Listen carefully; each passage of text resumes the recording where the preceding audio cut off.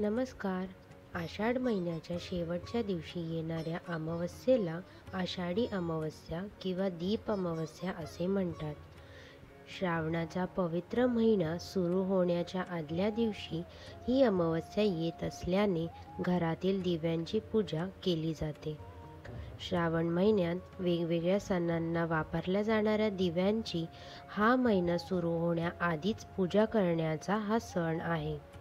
या दिवशी पिंपळ, केळी, लिंबू किंवा तुळशीची रोपटे देखील लावली जातात.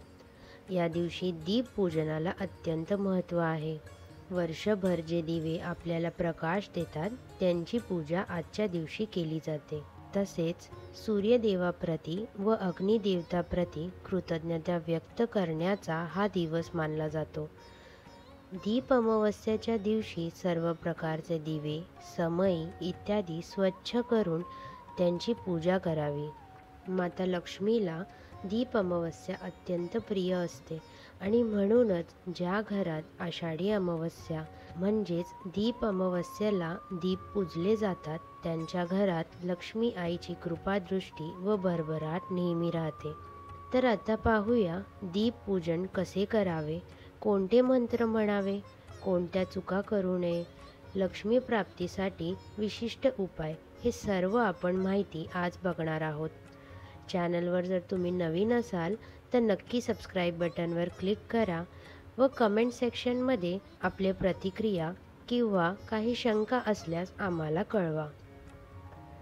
तर बघा, दीप अमावस्येचे प्रारंभ होत आहे 3 ऑगस्ट 3:51 आणि समाप्त होणार आहे 4 ऑगस्ट 4:43 आपल्याला दीपपूजन करायचे आहे संध्याकाळी 4 ऑगस्टला अमावस्या समाप्त होण्याच्या आधी. आता बघूया नक्की पूजा कशी करायची व काय साहित्य आवश्यक आहेत. तर बघा, सर्वात प्रथम नित्यपूजा करून झाल्यावर जागा स्वच्छ करून छोटीशी रांगोळी काढावी. एका चौरंगावर स्वच्छ वस्त्र अंतरावे व स्वच्छ केलेले सर्व दिवे समई मांडाव्यात. मात्र दिवे मांडण्याआधी थोडे तांदूळ ठेवून म्हणजेच दिव्यांना आसन देऊन सर्व दिव्यांची मांडणी करावी. मग त्यांना तेल वात करून सर्व दिवे प्रज्वलित करायचे आहे. शक्य असल्यास एक तरी तुपाचा दिवा लावावा. प्रज्वलित केल्याशिवाय पूजेला आरंभ करू नये. ह्या दिवशी कणकेचे दिवे प्रज्वलित करून सर्व दिव्यांना ओवाळण्याची परंपरा आहे आणि म्हणून कणकेचे एकमुखी 5 दिवे करावे. बऱ्याच ठिकाणी गूळ टाकून कणकेचे दिवे केले जातात. एक गोष्ट लक्षात ठेवा, कणकेचे दिवे करताना मीठ किंवा हळद टाकू नये. त्यानंतर त्यांना हळद कुंकू, फूल अक्षदा वाहून अगरबत्ती व धूप दाखवून ओवाळून घ्या व लाहे किंवा दूध साखरेचा नैवेद्य दाखवा. आपल्या आयुष्यातील सर्व अंधकार दूर होऊन आयुष्य उजळावे अशी प्रार्थना करावी. पूजा झाल्यावर आता आपल्याला प्रार्थना करायची असते आणि म्हणून हात जोडून सूर्यदेवाची व अग्निदेवतेचे स्मरण करायचे आहे आणि हा पुढील मंत्र म्हणायचा आहे.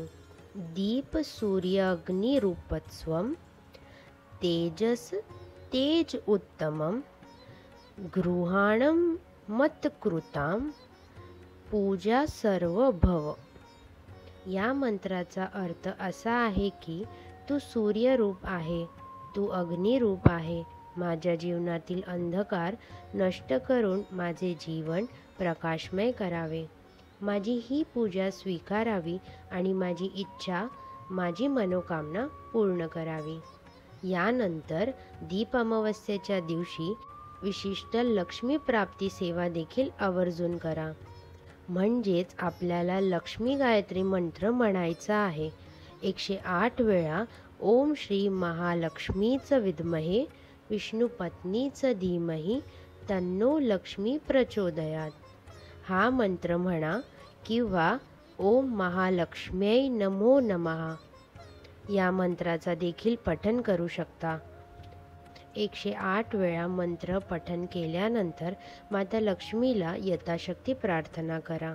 अनेक ठिकाणी संध्याकाळी शुभंकरोती ही प्रार्थना म्हणून लहान मुलांना ओवाळले जाते.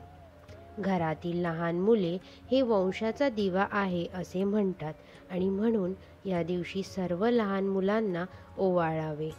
मुलांना ओवाळून त्यांनाही या दिव्यांसारखे तेज लाभू दे अशी प्रार्थना करावी. आता बऱ्याच लोकांना याही शंका आहेत की कणकेच्या दिव्याचे नंतर काय करावे. तर बघा, अमावस्येच्या दुसऱ्या दिवशी हे सर्व दिवे स्वच्छ करून जागच्या जागी ठेवावे व कणकेच्या दिव्यांमधील फुलवाती काढून ते दिवे तुम्ही गाईला देऊ शकता किंवा झाडाखाली ठेवू शकता. हिंदू संस्कृतीमध्ये दिव्याला फार महत्त्वाचे स्थान असून घरातील इडापिडा टळावी, अज्ञानाचा अंधकार दूर व्हावा आणि ज्ञानाचा प्रकाश सर्वांच्या आयुष्यात पडावा म्हणून दीप अमावस्येला या विधी करा. अशा पद्धतीने सांगितल्याप्रमाणे सर्व सेवा कराव्यात, दिव्यांचे पूजन करावे आणि आपल्या जीवनातील नक्कीच अंधकार नष्ट होऊन जाईल आणि आर्थिक समस्यांचा समाधान देखील होईल. व्हिडिओ आवडल्यास लाईक, कमेंट, सबस्क्राईब नक्की करा. तर ही होती छोटीशी माहिती दीप अमावस्याबद्दल. व्हिडिओ आवडल्यास लाईक, कमेंट नक्की करा आणि हा व्हिडिओ इतर सेवेकऱ्यांना शेअर करा.